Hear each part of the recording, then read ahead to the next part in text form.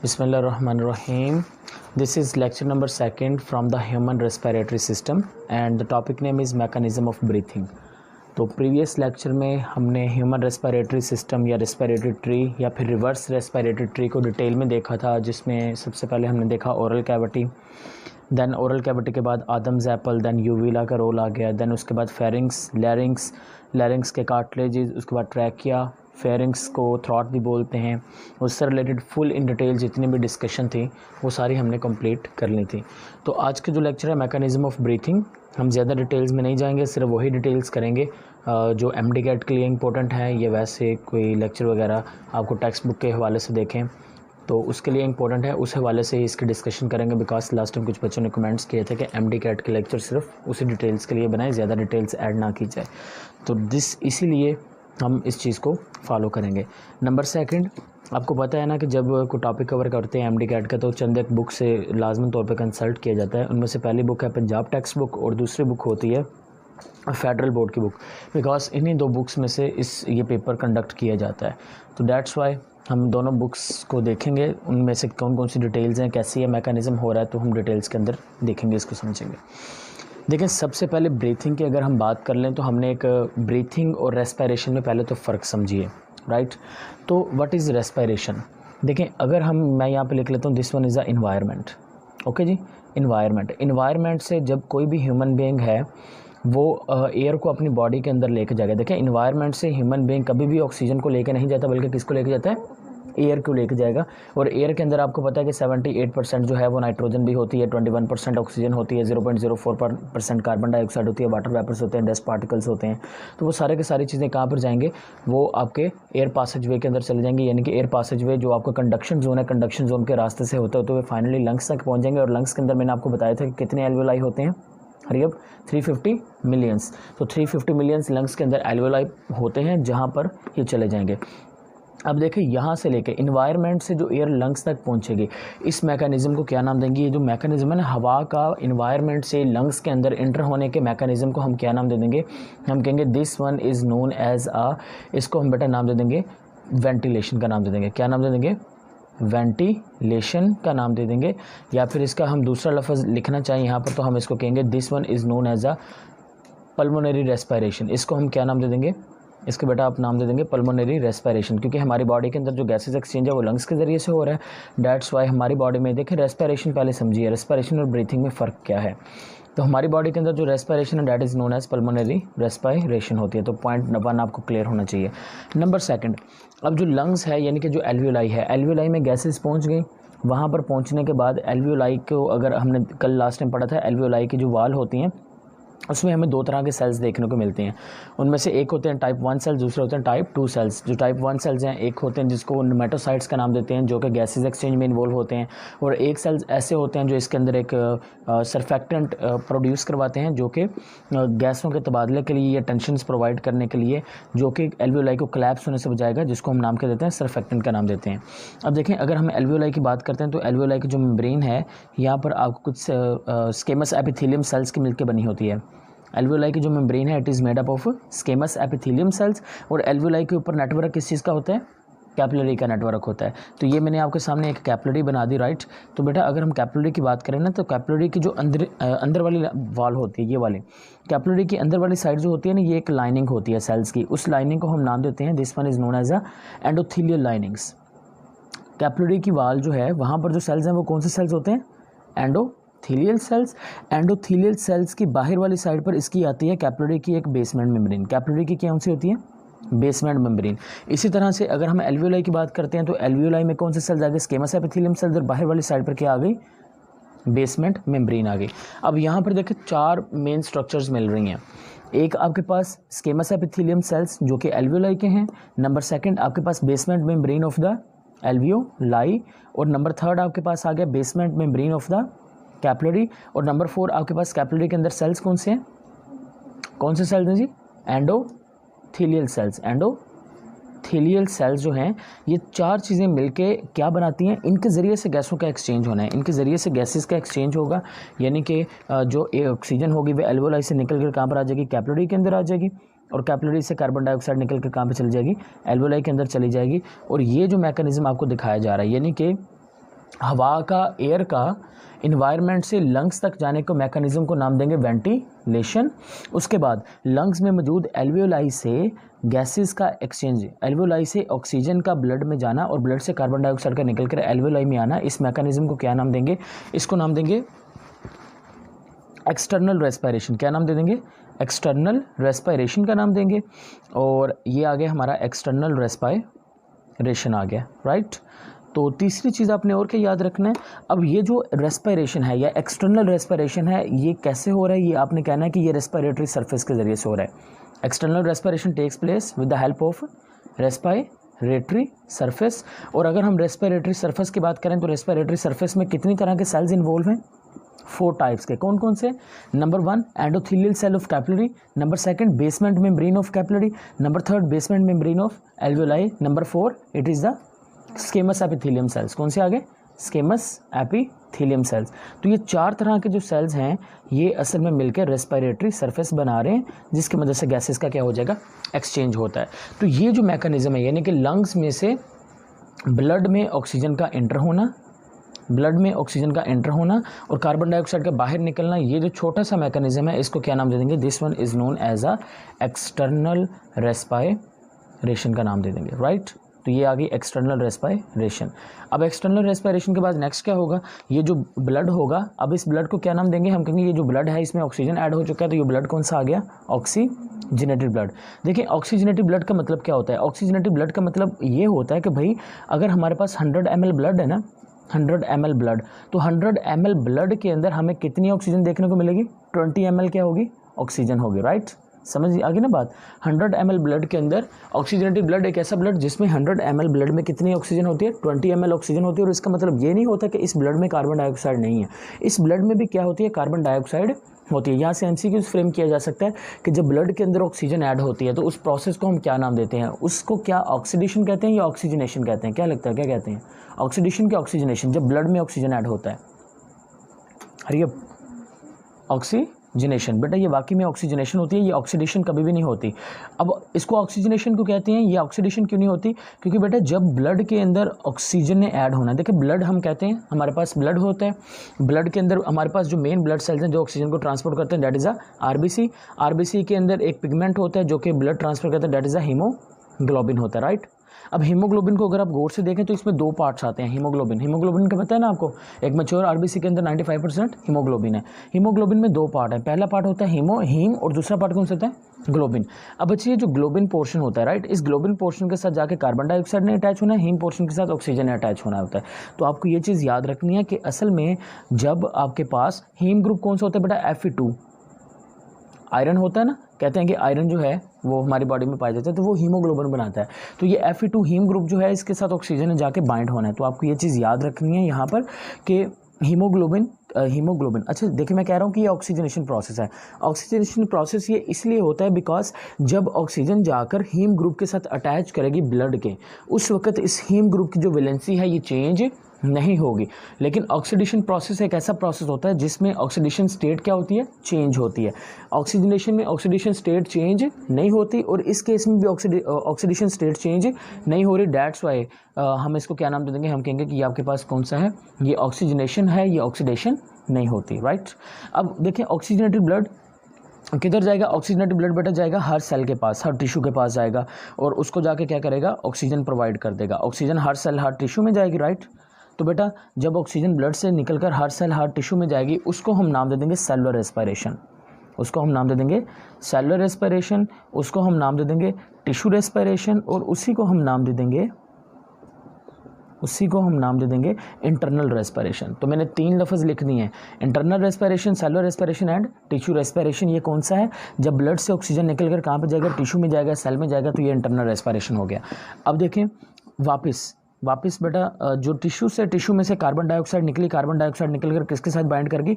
Blood के साथ। Blood में मौजूद हीमोग्लोबिन के किस पोर्शन के साथ बाइंड की? हीम के साथ के ग्लोबिन के साथ? ग्लोबिन के साथ। और फाइनली ये जो डीऑक्सीजनेटेड ब्लड होगा बेटा, ये डीऑक्सीजनेटेड ब्लड कहाँ पे जाएगा?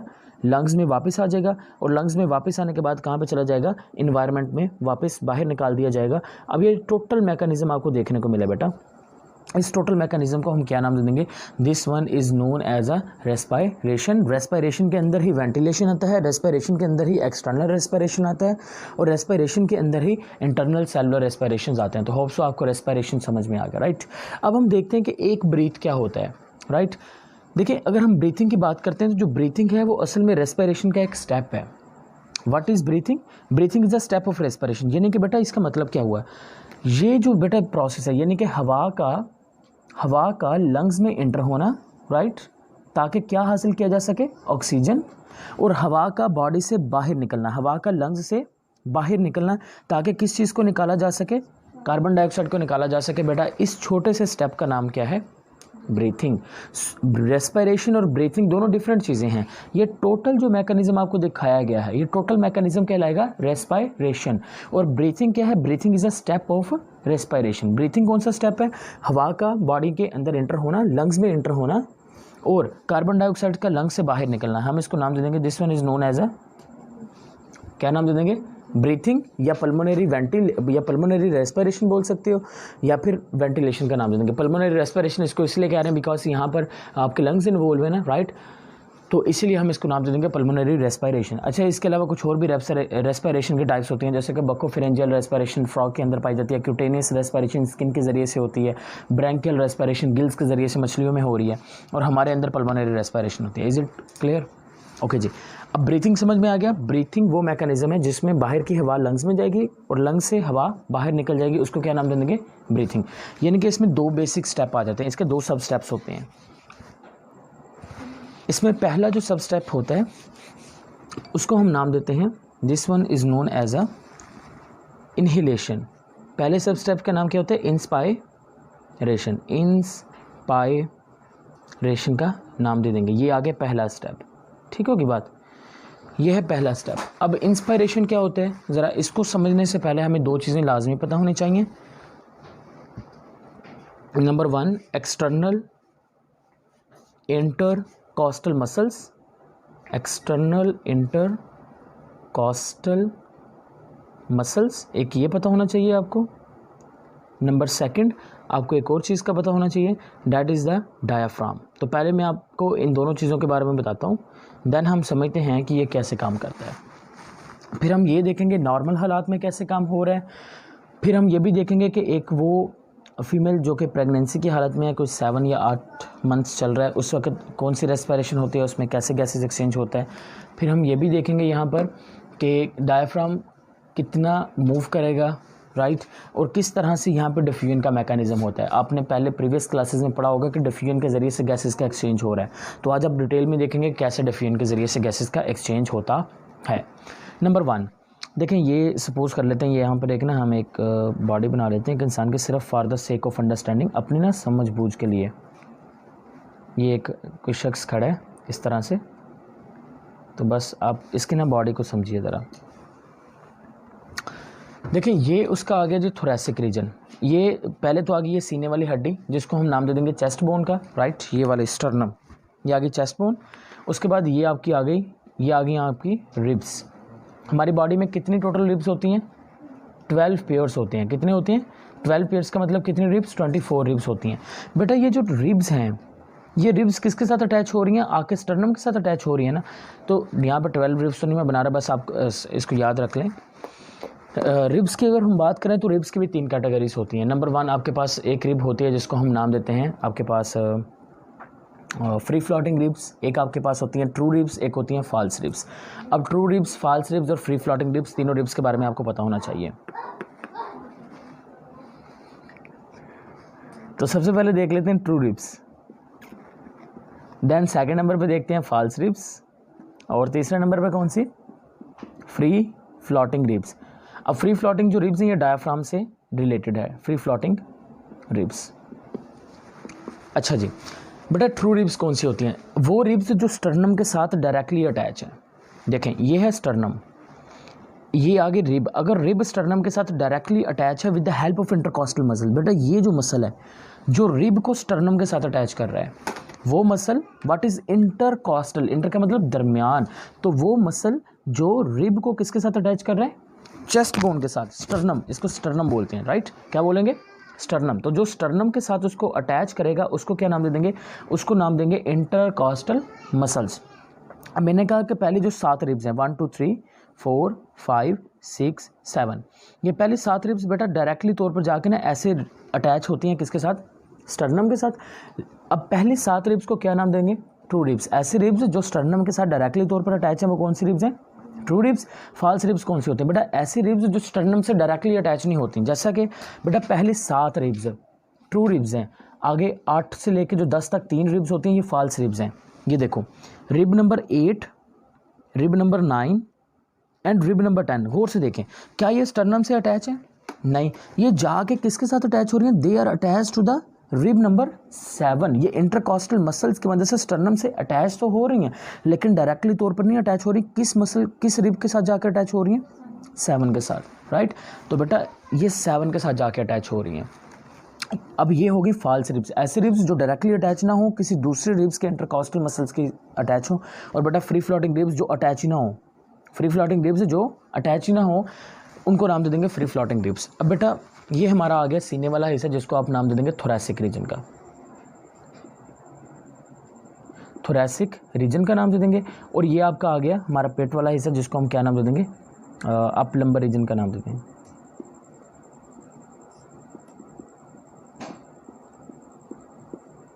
ठीक हो गया।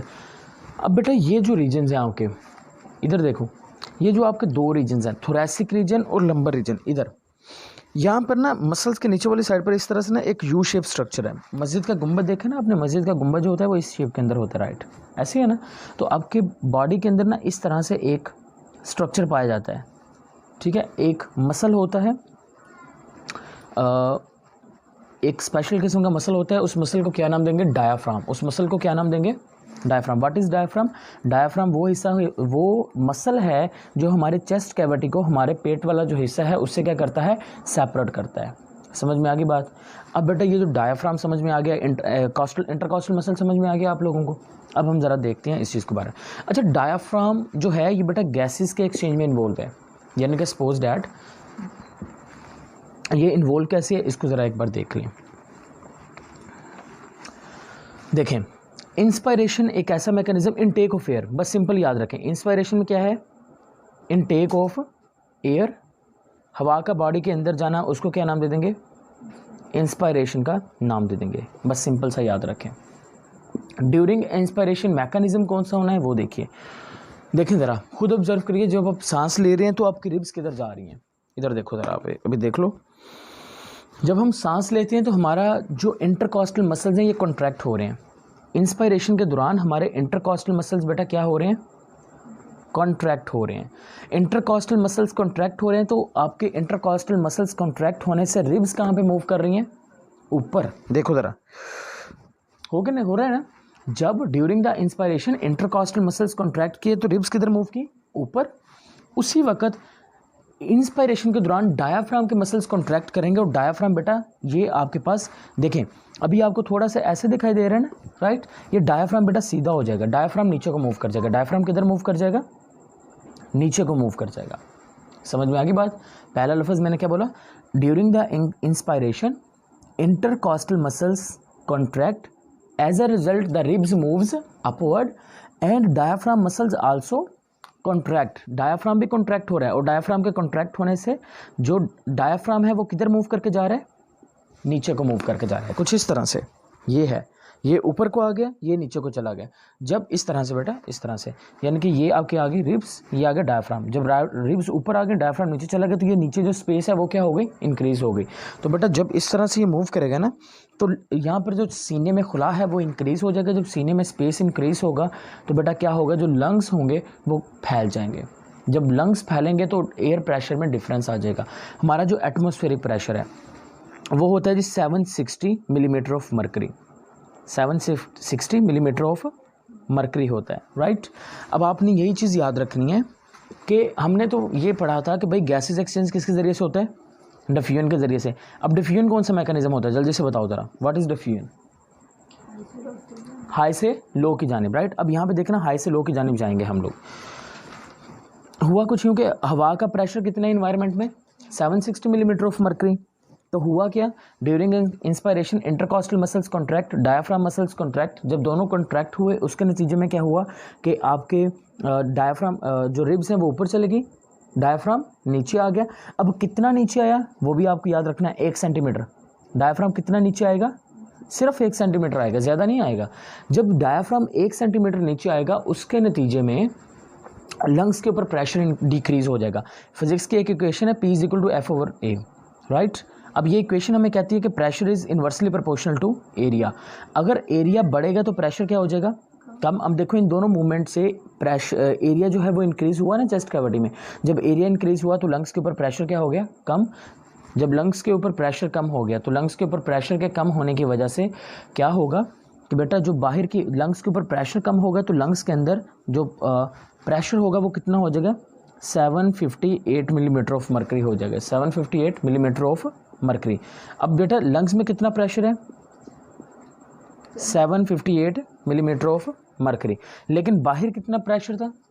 अब बाहर प्रेशर ज़्यादा है, अंदर प्रेशर कम है, तो हवा क्या यहाँ से करेगी, बाहर से किधर मूव कर जाएगी, लंग्स में मूव कर जाएगी। तो देखो डिफ्यूजन हो रहा है यहाँ पर। तो इस तरह से जो डिफ्यूजन का मैकेनिज्म है वो हो जाएगा।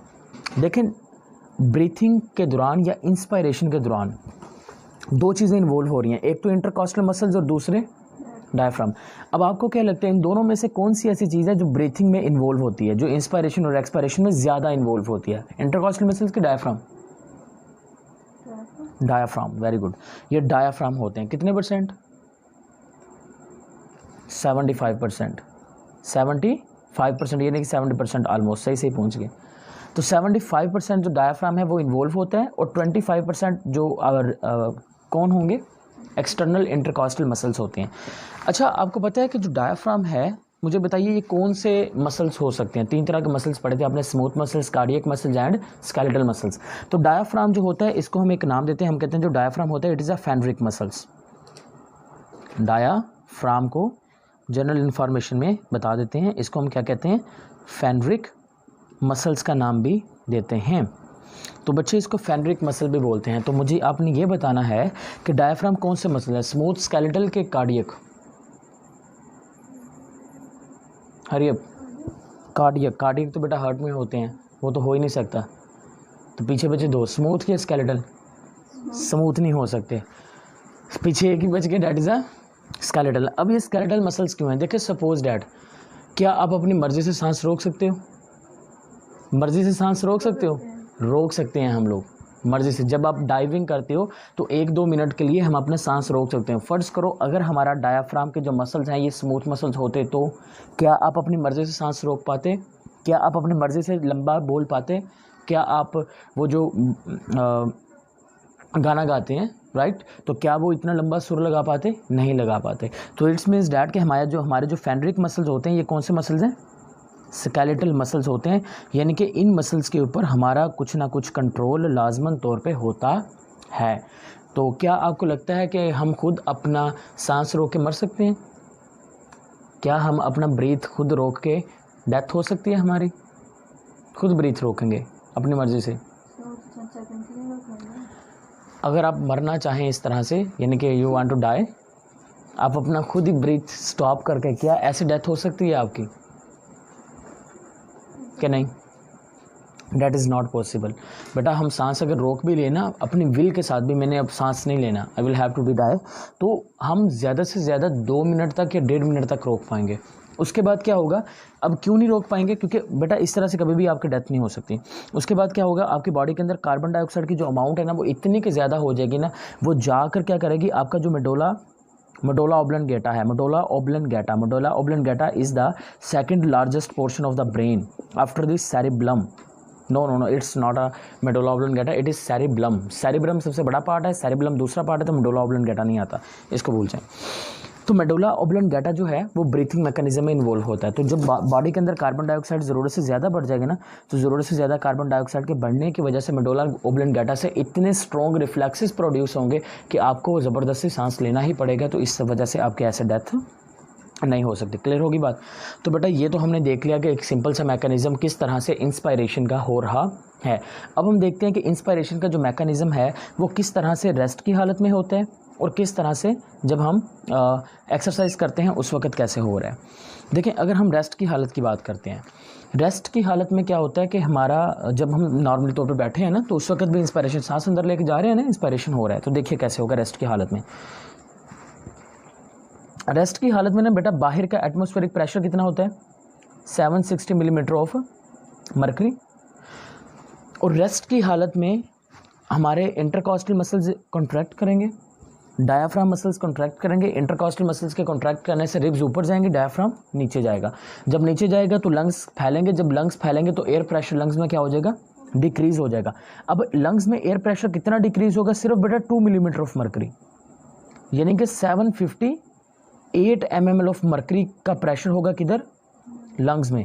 बाहर कितने, 760, लंग्स में कितने, 758। इसी वजह से जो हवा होगी वो लंग्स से किधर चली जाए, बाहर एनवायरनमेंट से किधर आ जाएगी, लंग्स में चली जाएगी। तो आपने कहना है कि जब हम नॉर्मली तौर पर सांस ले रहे हैं, नॉर्मली तौर पर सिर्फ इतना सा चेंजेस आती हैं और नॉर्मली तौर पर हमारा जो डायफ्राम होता है वो कितने सेंटीमीटर नीचे मूव करेगा, सिर्फ 1 सेंटीमीटर मूव करके जाएगा। और जब हम एक बार सांस को अंदर लेके जाते हैं, जब हम एक बार इंस्पायरेशन करते हैं उस वक्त हम कितनी हवा अंदर लेके जा रहे हैं, हरिए, हम सिर्फ 500 ml लेके जा रहे हैं। कितनी हवा लेके जाते हैं, सिर्फ हम आधा लीटर हवा लेके जाते हैं जब हम रेस्ट की हालत में होते हैं, जब हम एक बार हवा को अंदर लेके जाते हैं, राइट। और बेटा वो हवा जो हम एक बार में बॉडी के अंदर लेके जाते हैं उसको हम नाम देते हैं टाइडल वॉल्यूम का। तो हमारा टाइडल वॉल्यूम कितना होता है, हमारा 500 ml होता है हमारा टाइडल वॉल्यूम। तो ये हमने देख लिया किस हालत के अंदर, रेस्ट की हालत के अंदर इंस्पायरेशन का मैकेनिज्म। अब हम देखते हैं कि जब हम स्ट्रेंशियस एक्सरसाइज करते हैं,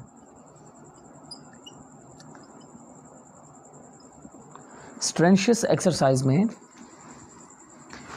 आपका जो इंस्पायरेशन का मैकेनिज्म है वो हम देख लेते हैं। देखें स्ट्रेंशियस एक्सरसाइज में क्या होगा, जब आप भाग रहे हो या काम कर रहे हो तो हमें सांस फूल जाता है ना, तेज़ी से सांस ले रहे होते हैं।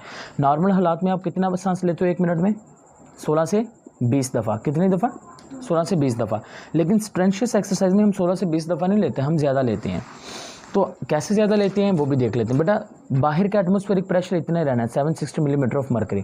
लेकिन जब हम भाग दौड़ कर रहे होते हैं या मेहनत कर रहे होते हैं या एक्सरसाइज कर रहे होते हैं तो उस वक्त क्या होता है कि आपके जो लंग्स होते हैं, बेटा यहाँ पर देखें, मुझे बताएं बाहर वाले इन्वायरमेंट और लंग्स के अंदर एटमॉस्फेरिक प्रेशर में कितना चेंजेस आया, मैक्सिमम 2 से 3 मिलीमीटर ऑफ मरकरी आएगा। कितना आएगा, मैक्सिमम 2 से 3 मिलीमीटर ऑफ मरकरी। लेकिन स्ट्रेंशियस एक्सरसाइज के दौरान आपको पता है कितना डिफरेंस आ जाएगा, 100 millimetre of mercury. 100 millimetre of mercury difference आता है। बाहर वाला एटमॉस्फेरिक प्रेशर और बॉडी के अंदर जो लंग्स वाला प्रेशर उसमें 100 मिलीमीटर का फर्क आएगा। और यहाँ पर डायफ्राम कितना मूव करके जा रहा था, 1 सेंटीमीटर। पता है यहाँ पर डायफ्राम कितना नीचे मूव करके आएगा, 10 सेंटीमीटर। यानी कि ये देखिए यहाँ पर डायफ्राम ओरिजिनल था, 1 सेंटीमीटर नीचे आ गया। ये डायफ्राम ओरिजिनली तौर पर 1 सेंटीमीटर को छोड़े यहाँ पर नीचे इतना आ जाएगा, 10 सेंटीमीटर नीचे आ जाएगा। अब बाहर हवा है, बाहर एटमॉस्फेयर में प्रेशर कितना, 760। लंग्स में कितना होगा, हाँ कितना हो जाएगा, 660। 100 mml का फ़र्क आ गया और डायफ्राम इतना नीचे चला गया, जिसका नतीजे में बेटा क्या होगा, हमारा जो टाइडल वॉल्यूम है वो भी इंक्रीज़ होगा कि नहीं होगा। ज़ाहिर सी बात है, तेज़ से सांस ले रहे हैं तो टाइडल वॉल्यूम भी इंक्रीज़ होगा। कितना इंक्रीज़ होगा, आपने कहना 2 से 3 लीटर तक, 2 से 3 लीटर टाइडल वॉल्यूम इंक्रीज़ हो गया, राइट। तो ये चीज़ आपने याद रखनी है, इतना टाइडल वॉल्यूम इंक्रीज़ हो जाएगा, इतनी हवा हम स्ट्रेंशियस एक्सरसाइज के दौरान लेके जाएंगे। और स्ट्रेंशियस एक्सरसाइज में बेटा मोस्टली हम लोग 40 के करीब ब्रीथ कर रहे होते हैं, 40 से 50 की रेंज के अंदर ब्रीथ करते हैं। समझ में आ गई बात। यहाँ पर 1 मिनट में 16 से 20 दफ़ा, यहाँ पर 1 मिनट में 40 से 50 के अंदर हम क्या करेंगे, ब्रीथ करेंगे। अब हम देख लेते हैं एडवांस्ड प्रेगनेंसी स्टेज में, उसके बाद हम दूसरे की तरफ चलते हैं एक्सपायरेशन की जाने में। क्योंकि अगर ये इंस्पायरेशन समझ आ गया तो एक्सपायरेशन के ऊपर ज़्यादा टाइम नहीं लगेगा, एक्सपायरेशन जल्दी से कवर अप हो जाना है हमारा। देखें अगर हम बात करें ना यहाँ पर एडवांस स्टेज की, देखें एक फ़ीमेल है जो कि प्रेगनेंसी की हालत में है, प्रेगनेंसी की हालत में। अब देखिए मैंने आपको स्टार्टिंग पे बताया कि 75% ब्रीथिंग कैसे होगी, डायफ्राम की मदद से। डायफ्राम पेट में मौजूद है ना। अब बेटा अब ज़रा खुद सोचिए, एक फ़ीमेल है जो कि प्रेगनेंसी की हालत में है, एडवांस स्टेज है, ऑलमोस्ट 7-8 मंथ है। तो बेटा उसकी तो बॉडी के अंदर बेबी भी है, राइट। तो बेटा वहाँ पर तो डायाफ्राम की ब्रीथिंग हो नहीं सकती, होगी कि नहीं होगी? नॉट पॉसिबल, बिकॉज यहाँ पर ज़्यादा जो कवर है वो किसने कवर की है, स्पेस किसने ली हुई है, बेबी ने। तो बेटा उस वक्त कौन सी रेस्पिरेशन होगी फिर? हाँ जल्दी से बोलिए, डायाफ्रामिक रेस्पिरेशन का इंटरकॉस्टल रेस्पिरेशन? Intercostal respiration. तो बेटा नॉर्मल हालात में 75% जो रेस्पिरेशन है वो डायाफ्राम है, लेकिन जब हम फीमेल की बात करते हैं जो एडवांस प्रेगनेंसी की स्टेज में होती है, तो उसमें जो होगी वो कौन सी आपके पास रेस्पिरेशन होती है? इंटरकॉस्टल रेस्पिरेशन आपको देखने को मिलेगी। क्लियर है जी? अच्छा जी, अब एक आखिरी पॉइंट जो हमने फेडरल बोर्ड की बुक से उठाया है, और वो है कि फेडरल बोर्ड की बुक में ये लिखा गया है कि जो हमारे पास इंस्पिरेशन है ये कौन सा मैकेनिज़्म होता है? ये एक एक्टिव मैकेनिज़्म है कि पैसिव मैकेनिज़्म होता है? इसको हम देख लेते हैं एक बार। देखें, क्या लगता है आपको, इंस्पिरेशन एक्टिव मैकेनिज़्म होना चाहिए कि पैसिव होना चाहिए? अब यहाँ पे डिफ्यूजन भी हमें समझ में आ गया कि वो गैसेस का एक्सचेंज फ़र्क आ गया, वो बाहर चला गया। तो एक्टिव ट्रांसपोर्ट है कि पैसिव मैकेनिज़्म है? डिफ्यूजन, देखो सामने मैंने लिखा है एक्टिव मैकेनिज़्म है, सामने लिखा हुआ है। अब ये एक एक्टिव मैकेनिज़्म क्यों होता है? इंस्पिरेशन जो है ये एक एक्टिव प्रोसेस होता है, एक एक्टिव मैकेनिज़्म है। आपको पता है इसको एक्टिव मैकेनिज़्म क्यों कहते हैं? इसको एक्टिव मैकेनिज़्म इसलिए कहते हैं बिकॉज इंस्पिरेशन के दौरान हमारे जो मसल्स हैं वो क्या हो रहे हैं? कॉन्ट्रैक्ट हो रहे हैं। मसल्स क्या हो रहे हैं? कॉन्ट्रैक्ट हो रहे हैं। तो इसी वजह से हम इसको क्या नाम देंगे? इंस्पिरेशन एक एक्टिव मैकेनिज्म होता है। What is active process and active passive process? तो एक्टिव प्रोसेस या एक्टिव मैकेनिज्म एक ऐसा मैकेनिज्म जिसमें मसल्स क्या होंगे? कॉन्ट्रैक्ट होंगे, उसको नाम देंगे एक्टिव प्रोसेस। और जिसमें मसल्स कॉन्ट्रैक्ट ना हो, जिसमें मसल्स रिलैक्स रहें, उसको क्या नाम देंगे? पैसिव प्रोसेस का नाम देंगे। सो होप सो यहाँ तक आपको जो डिटेल है इंस्पिरेशन की वो अच्छे से समझ आ गई है कि किस तरह से ये कंप्लीट मैकेनिज्म हो रहा है। एक आखिरी पॉइंट, उसके बाद हम एक्सपायरेशन की तरफ जाएंगे।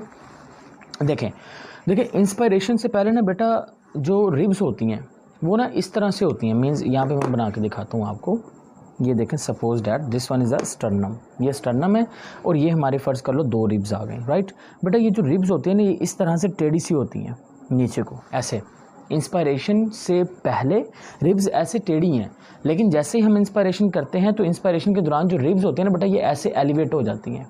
रिब्स क्या हो जाती हैं? एलिवेटेड हो जाती हैं। तो ये भी आपने याद रखना है, एमसीक्यूज़ फ्रेम किया जा सकता है कि कैसे होता है। आपने कहना इंस्पिरेशन से पहले रिब्स जो होती हैं वो नीचे को होती हैं, लेकिन इंस्पिरेशन के दौरान जो रिब्स होती हैं वो क्या हो जाती हैं? एलिवेटेड हो जाती हैं, ऊपर को आ जाती हैं, राइज भी होती हैं और एलिवेटेड भी हो जाती हैं। क्लियर होगी बात? चलिए जी, नोट करना है तो पॉज करके नोट कीजिए, राइट। मैंने आपको पहले भी कहा था नोट्स लाजमी बनाया करें। अब हम चलते हैं एक्सपायरेशन की जानिब।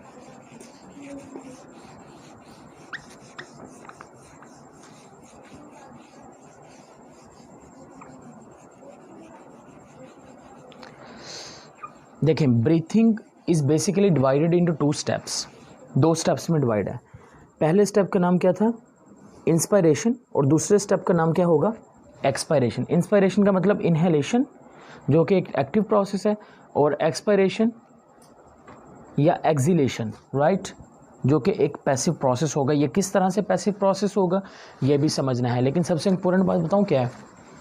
जो एक्सपायरेशन है ये पैसिव प्रोसेस भी है, ये ऑन डिमांड एक्टिव प्रोसेस भी हो जाता है।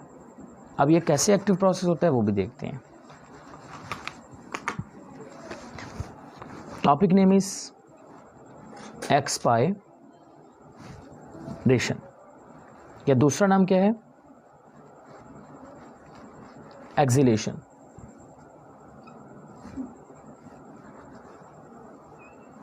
एक्सपायरेशन सिंपल डिफाइन करना है, क्या डिफाइन करेंगे? Removal of air from body से जो एयर का रिमूवल होगा उस मैकेनिज्म को, उस स्टेप को क्या नाम दे देंगे? एक्सपायरेशन का नाम दे देंगे। एयर क्यों निकलेगी बॉडी से? क्योंकि हम बॉडी से क्या बाहर निकालना चाह रहे हैं? कार्बन डाइऑक्साइड असल में बाहर निकालना चाह रहे हैं। देखिए, अगर हम एक्सपायरेशन की बात करें तो एक्सपायरेशन में फिर हमने वही बात करनी है, दो तरह के एक्सपायरेशन होगी। एक होगी डायफ्रामिक, जिसको फेनरिक मसल्स का भी नाम दिया था, जो कि स्केलेटल मसल थे, कुछ हद तक हमारे कंट्रोल में होते हैं, बाद में कंट्रोल में नहीं होते, राइट। डायाफ्राम, और दूसरा मैंने आपको कौन सा बताया था डायफ्राम के साथ साथ, इंटरकॉस्टल मसल्स या एक्सटर्नल इंटरकॉस्टल मसल्स। तो ये आ गए हमारे पास इंटरकॉस्टल मसल्स आ गए और डायफ्राम आ गया। देखें एक्सपायरेशन के दौरान क्या होता है, सबसे पहले आपने कहना है कि जो डायाफ्राम के मसल्स हैं ये रिलैक्स होंगे। जब डायाफ्राम के मसल्स रिलैक्स होंगे तो डायाफ्राम जो कि एक डोम शेप स्ट्रक्चर है, ये भी याद रखना है कि डायाफ्राम का जो स्ट्रक्चर होता है वो कौन सी शेप होती है, it is a dome shape structure. ये आ गया वही दोबारा से हमारा, जिसको हम नाम दे देंगे रिब केज वगैरह आ गया। और रिब केज के बिल्कुल नीचे वाली साइड पर मैंने लास्ट में क्या बना के दिखाया था आपको, डायफ्राम बना के दिखाया था। और डायफ्राम जो था वो इंस्पायरेशन के दौरान थोड़ा सा फ्लैट हो गया था, ऐसे सीधा हो गया था, राइट। लेकिन जैसे ही इंस्पायरेशन के बाद एक्सपायरेशन होगी तो डायफ्राम दोबारा से ऊपर को आ जाएगा। Diaphragm relax and diaphragm moves upward, diaphragm moves upward, diaphragm ऊपर को आ गया। कितना मूव करके ऊपर को आएगा, हरियप 1 सेंटीमीटर। ये याद रखना कितना आएगा, 1 सेंटीमीटर ही नीचे जाएगा, 1 सेंटीमीटर ही ऊपर आएगा। कब की बात की जा रही है, नॉर्मल के स्ट्रेंशियस एक्सरसाइज, नॉर्मल की बात कर रहे हैं।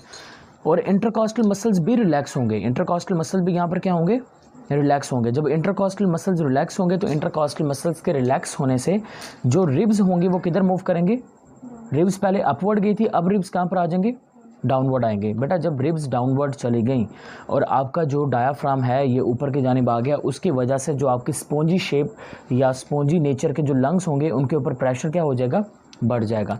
जब उनके ऊपर प्रेशर बढ़ेगा, प्रेशर के बढ़ने से P = तो दोबारा से F/A, प्रेशर बेटा बढ़ेगा, प्रेशर के इंक्रीज होने से जो एरिया होगा वो क्या हो जाएगा, कम हो जाएगा। अब देखें जब देखें एरिया कम हुआ, क्योंकि जो डायफ्राम है ये भी ऊपर चला गया, ये नीचे को चले गए, तो एरिया कम हो गया। एरिया के कम होने से लंग्स के अंदर जो हवा का प्रेशर है वो क्या हो गया, बढ़ गया। इन्वायरमेंट के अंदर हवा का प्रेशर कितना होता है, 760 मिलीमीटर ऑफ मरकरी। अब बेटा लंग्स के ऊपर प्रेशर इंक्रीज हो गया कि नहीं हुआ, एक्सपायरेशन के नतीजे में इन दोनों की वजह से। तो कितना प्रेशर इंक्रीज हुआ, हम कहेंगे 762 मिलीमीटर ऑफ मरकरी प्रेशर किधर देखने को मिलेगा आपको, लंग्स में।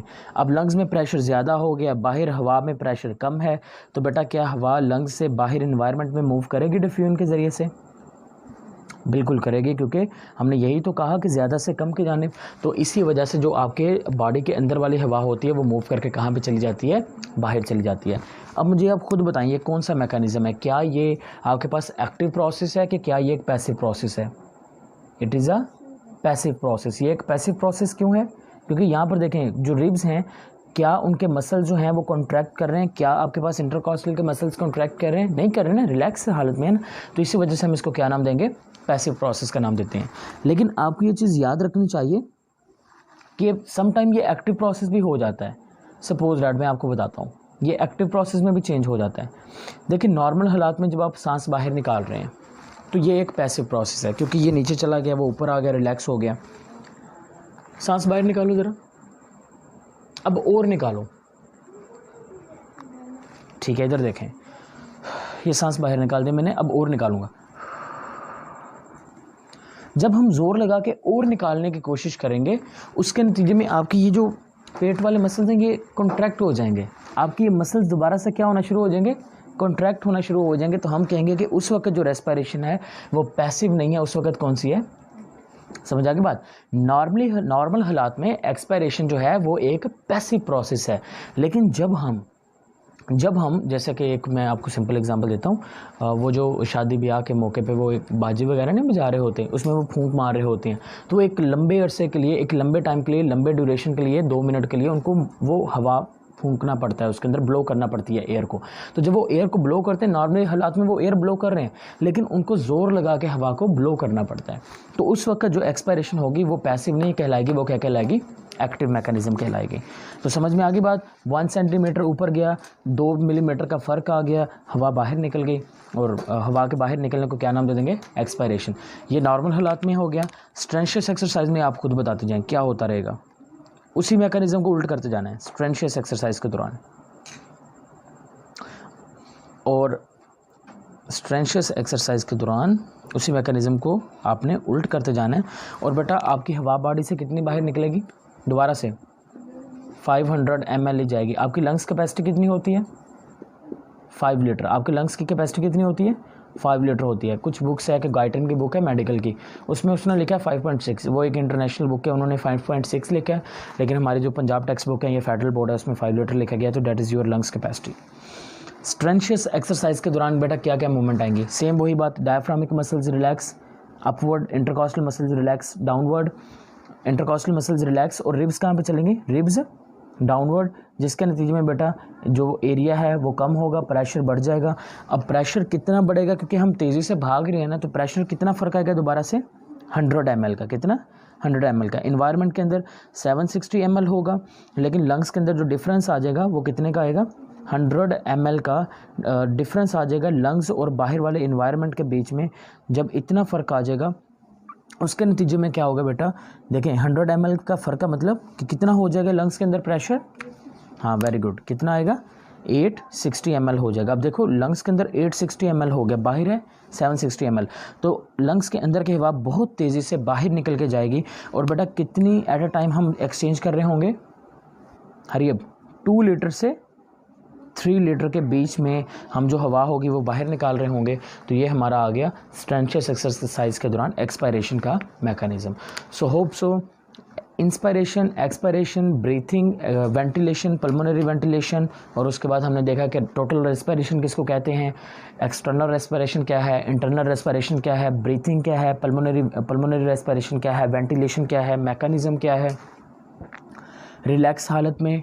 उसके बाद हमने देखा कि रिलैक्स हालत के बाद हमने देखा स्ट्रेंशियस एक्सरसाइज में वो एक एक्टिव मैकेनिज्म क्या है, पैसिव प्रोसेस क्या होता है, राइट, समझ आ गई बात। तो यहाँ पर हम आज के लेक्चर कंक्लूड करते हैं।